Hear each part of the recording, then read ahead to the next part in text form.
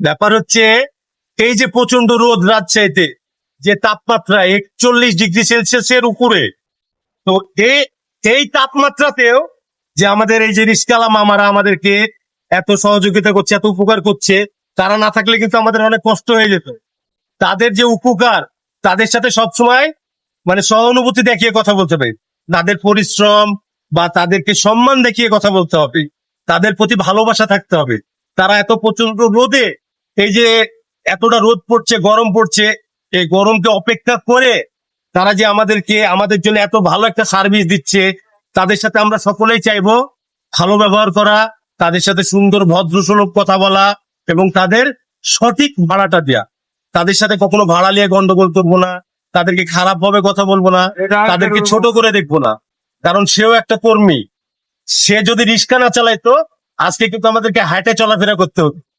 তার মানে একটা রিক্সাওয়ালারও মূল্য আছে, তাদেরকেও সম্মান করতে হবে। সব শ্রেণীর মানুষকে সম্মান করা শিখুন, ভালোবাসা শিখুন। আল্লাহ আপনাকে ভালোবাসে। ধন্যবাদ। আসসালামু আলাইকুম।